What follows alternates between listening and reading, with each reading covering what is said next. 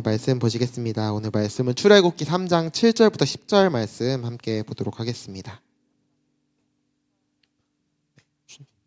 네, 제가 4절인데요. 제가 한 절, 여러분이 한 절 교독하고 읽도록 하겠습니다. 제가 먼저 읽겠습니다. 여호와께서 이르시되 내가 애굽에 있는 내 백성의 고통을 분명히 보고 그들이 그들의 감독자로 말미암아 부르짖음을 듣고 그 근심을 알고 8절 시작.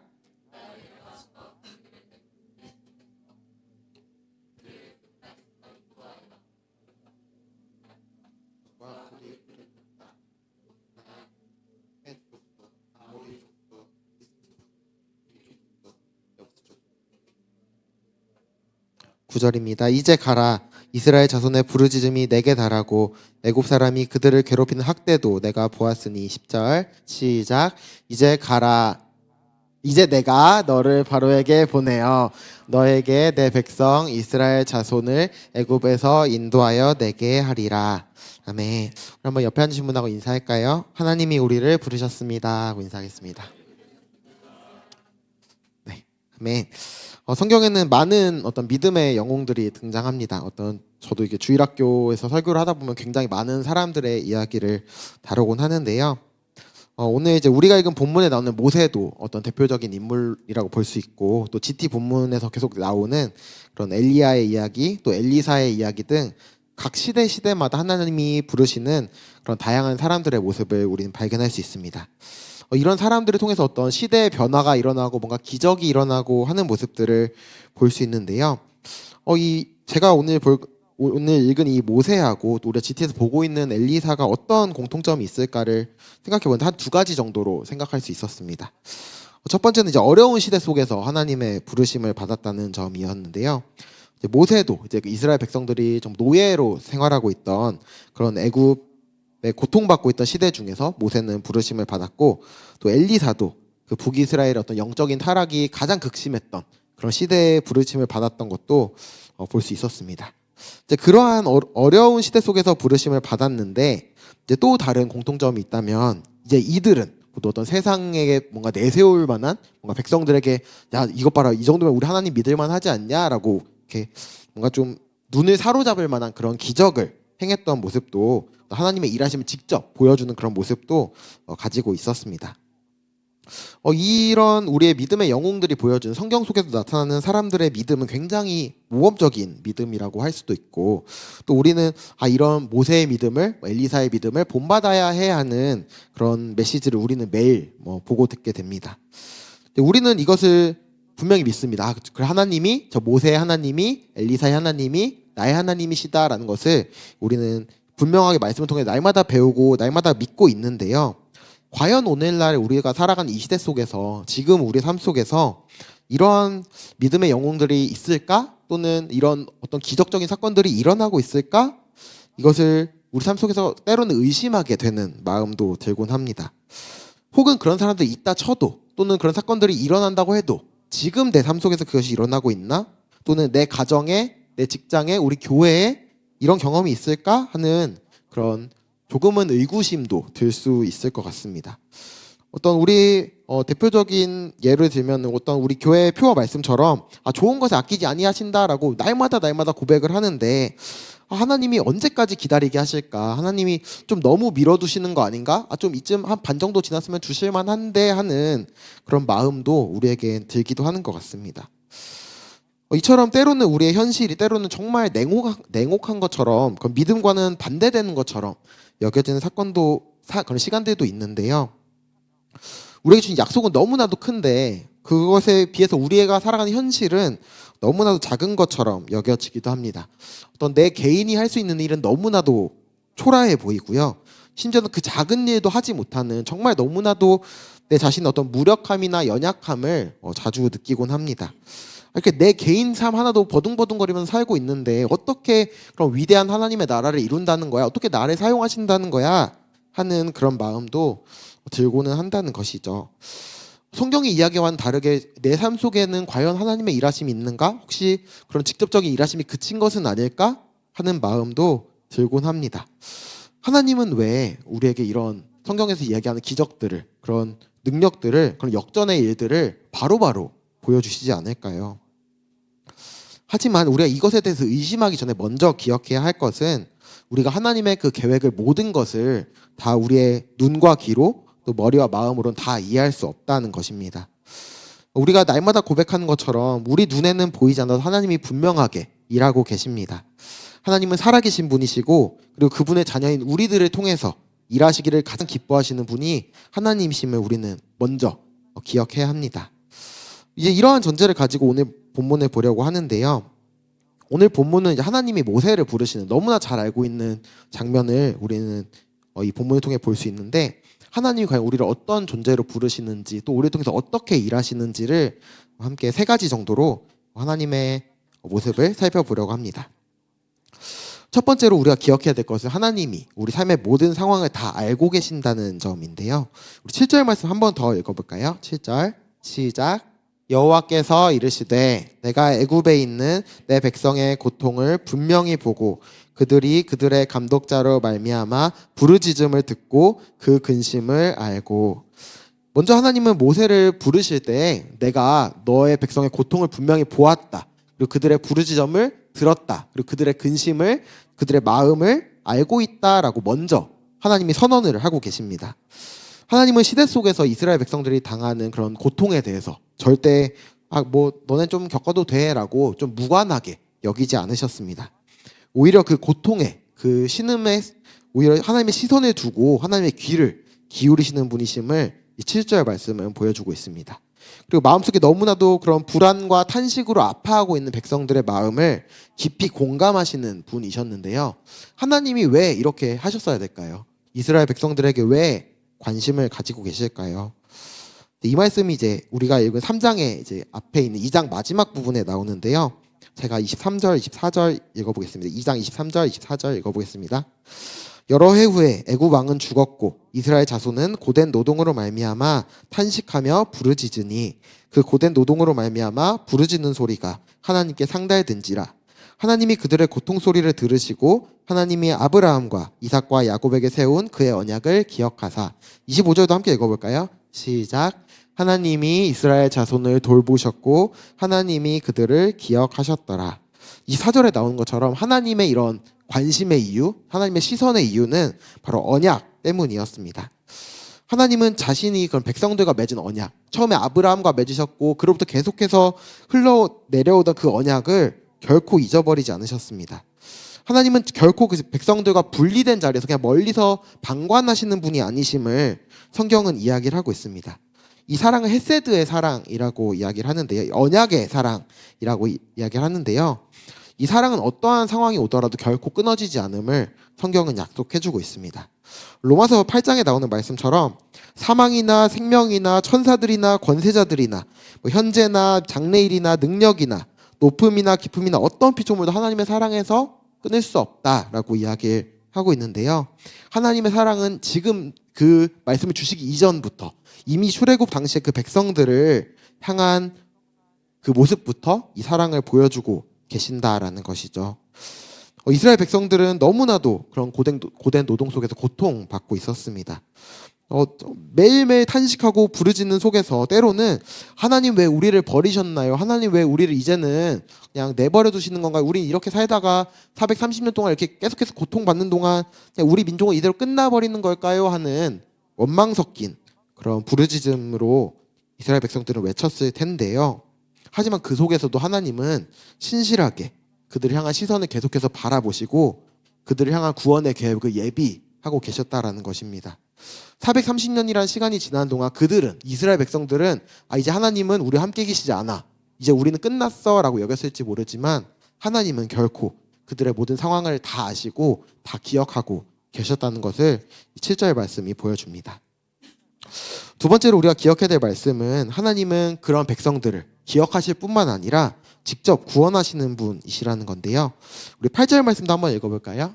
3장 8절 시작. 내가 내려가서 그들의 애굽의 손에서 건져내고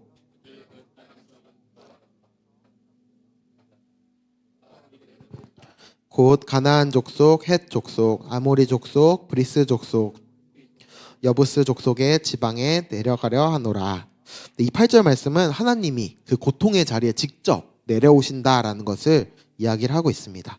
그리고 내려오실 뿐만 아니라 그 고통받는 백성들을 직접 구원하시고 직접 인도하실 것이다 라고 약속하고 있습니다. 하나님은 직접 우리 삶에 개입하시는 분이십니다. 이 말씀을 믿으십니까? 많은 사람들이 하나님의 어떤 창조까지는 믿는데 그래 이 세상을 보니까 절대 뭔가 그냥 우연으로 일어난 것 같진 않아, 뭔가 창조가 있었을 거야 라고 하나님을 믿지 않는 사람들도 인정을 하는 사람들도 있는데요. 하지만 이제 그런 사람들 중에서 창조는 믿지만 하나님이 뭐 신이 있다 한들 신도 그냥 어떤 과학적 법칙만 만들어 놓고 그대로 그냥 그 법칙대로 흘러가게 냅두는 걸 거야 라고 그런 믿는 사람들도 있곤 하는데요.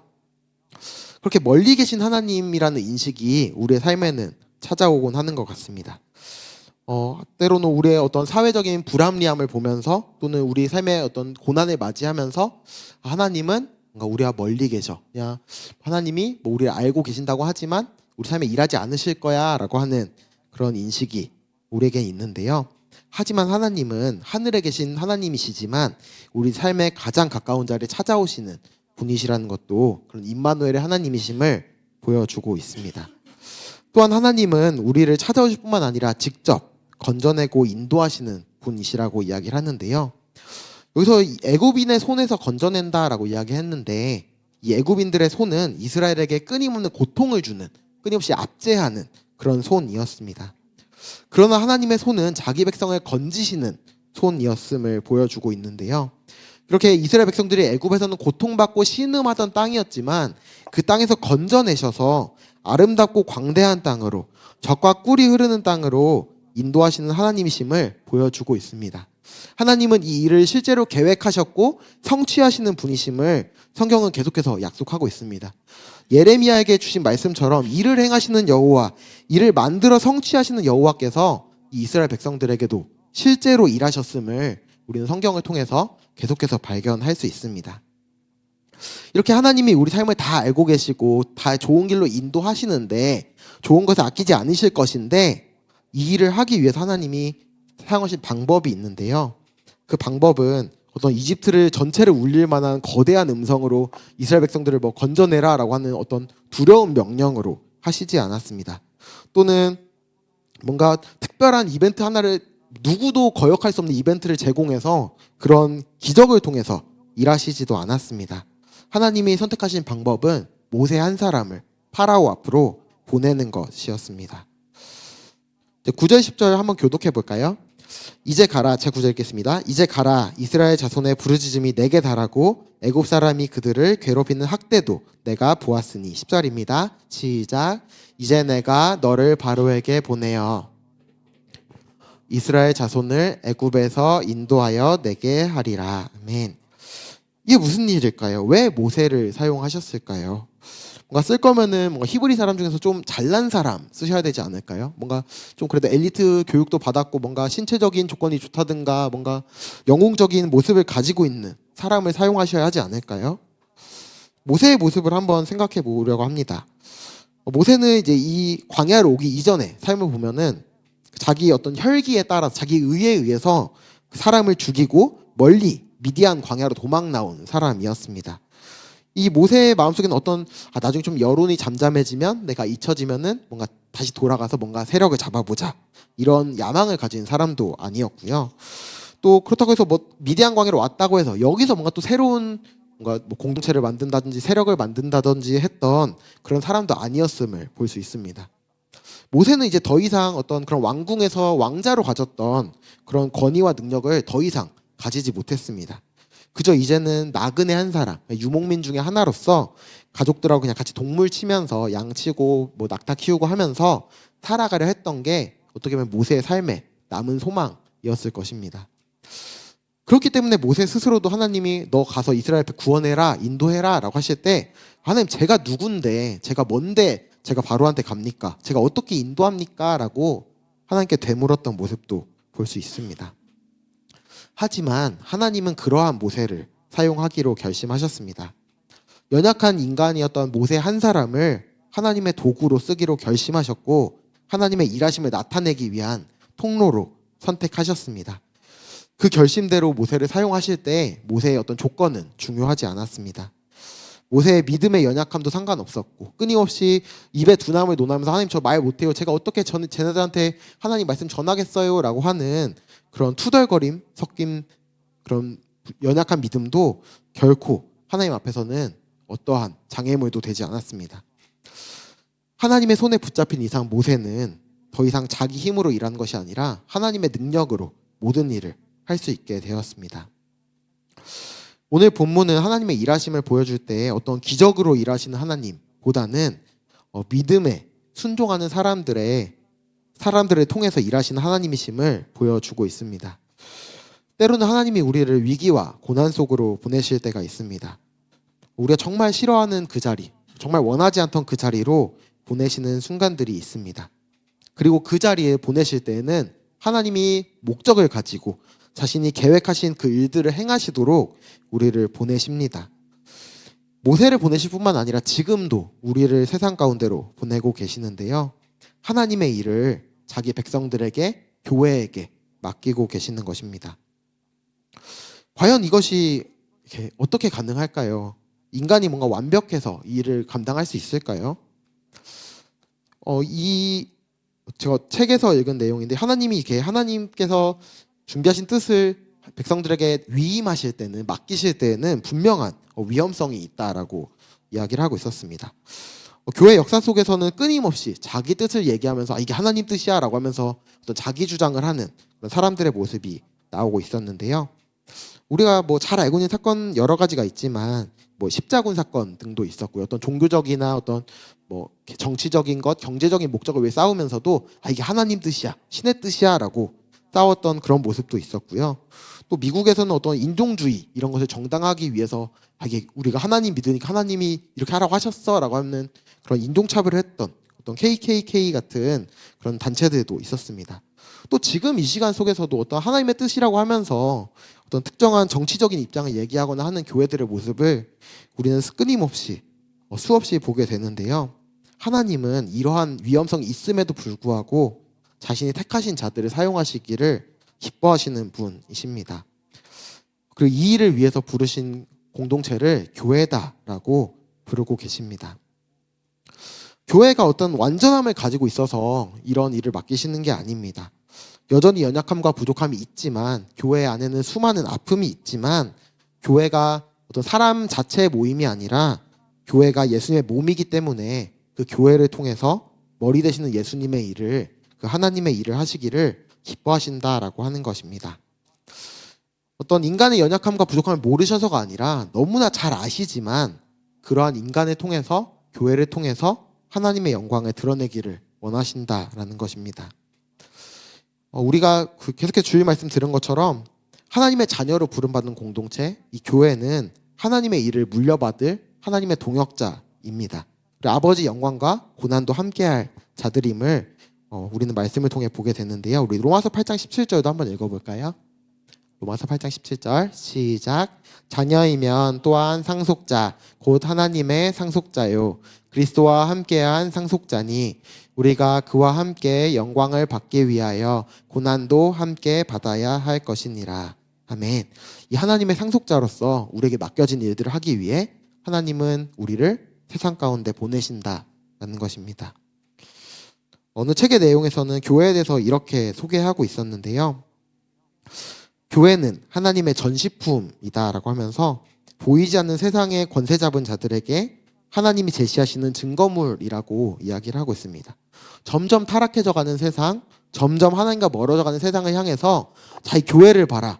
이 교회를 보면서 다시 하나님께로 돌아와라 라고 제시하신다라는 것인데요.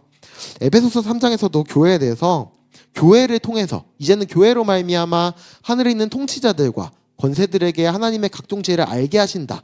교회를 통해서 하나님의 구원을 보여주실 것이다 라고 약속하고 있습니다. 만약에 우리가 살아가는 세상이 아무리 강해 보일 때 우리의 교회를 그 세상과 비교해 볼 때 교회가 만약에 너무나도 초라해 보일지라도 우리가 낙심하지 말 이유는 우리의 눈에는 초라해 보이고 우리의 눈에는 부족해 보일 수 있지만 우리가 사람의 모임이 아니라 주님의 몸이기 때문에 이 교회는 결코 실패하지 않는다라는 것입니다. 모세를 부르실 때 모세가 어떤 강함이 있어서 뭔가 잘남이 있어서 부르신 것이 아닌 것처럼 지금 우리의 모습이 연약하고 부족하다고 할지라도 우리를 부르시고 사용하시는 분이 하나님이심을 우리는 믿고 나아가야 할 것입니다.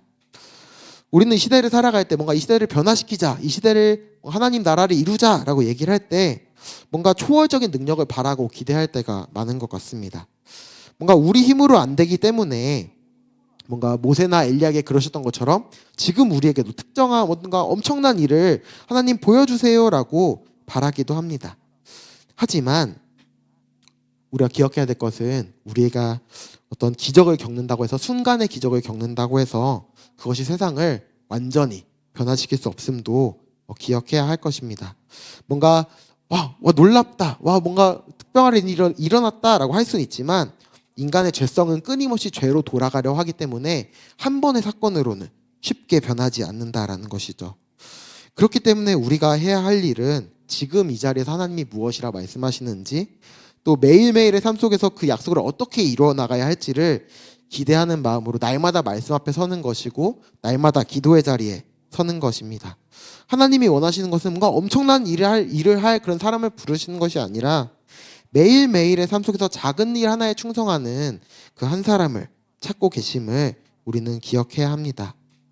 성경은 우리에게 교회를 향해서 뭔가 강한 힘을 가져라, 너희가 세력을 갖춰라 라고 이야기를 하지 않습니다. 뭔가 사람이 100명, 1000명, 10,000명이 된다고 해서 그 교회 가운데 그리스도의 능력이 채워지는 것이 아니라 오히려 가장 약해지는 그 순간 나의 무능을 고백하고 하나님의 전능을 고백하는 그 시간 동안 하나님의 그 은혜를 오히려 그 역전의 일하심을 경험할 수 있다는 것을 성경은 이야기합니다.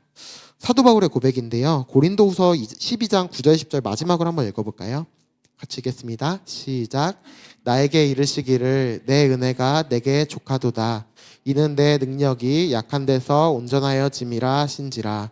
그러므로 도리어 크게 기뻐함으로 나의 여러 가지 대하여 자랑하리니 이는 그리스도의 능력이 내게 머물게 하려 함이라. 10절입니다. 시작. 그러므로 내가 그리스도를 위하여 약한 것들과 능욕과 궁핍과 박해와 곤고를 기뻐하노니 이는 내가 약한 그때의 강함이라. 아멘. 우리가 무능을 고백할 때 하나님 저는 할 수 없지만 저를 부르신 하나님, 저를 사용하시는 하나님이시라면 저를 통해서 하나님의 일을 이뤄가실 줄 믿습니다 라고 고백하는 그 자리에 하나님께서 세상을 변화시키시고 또 하나님의 나라를 우리를 통해 세워가시는 역사를 경험하게 될 것입니다. 말씀을 마무리하려 합니다. 우리 교회에는 다음 세대를 향한 특별한 또 부르심이 있습니다. 하지만 다음 세대를 향한 어떤 소식들을 볼 때 굉장히 부정적인 뉴스들을 많이 발견할 수 있습니다. 이제 교계 이제 신문이나 이제 그런 것들을 보다 보면 이제 매년 막 우리 교회들이 이런 위기를 극복하기 어떻게 할 것인가라고 하는 그런 진단의 내용들이 많이 나오곤 하는데요. 예를 들면 교회 속에 어떤 저출산이나 고령화로 인해서 교인 수가 감소하는 것 또는 어떤 사회를 향한 영향력이 줄어드는 것, 교회가 분열되는 것 이런 수많은 위기의 소식들이 들려오곤 합니다. 하지만 이러한 눈에 보이는 상황이 아니라 어떤 우리의 외적인 조건들 또는 우리 인간의 그런 노력들 이런 것이 아니라 우리가 이런 삶의 변화를 가져올 수 있는 유일한 방법은 하나님 앞에 겸손히 나아갈 때 우리에게 베푸시는 그 은혜만이 우리 가운데 그런 변화의 능력을 새 일을 행하시는 하나님을 경험하게 하는 방법임을 우리는 기억해야 합니다. 그렇기 때문에 우리가 해야 할 일은 우리가 믿는 바를 더욱더 굳건히 붙잡는 것입니다.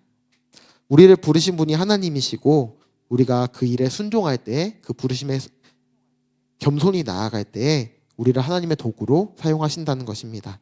아무리 우리 힘으로 이겨낼 수 없을 것 같은 그런 파도가 몰아칠 때에 하나님이 우리와 함께 계시고 우리를 위기 속에서 구원하시며 그 약속하신 모든 새 일을 이루어 가실 것입니다. 이 부르심 함께 기억하시면서 함께 기도의 자리로 나아가기 원합니다.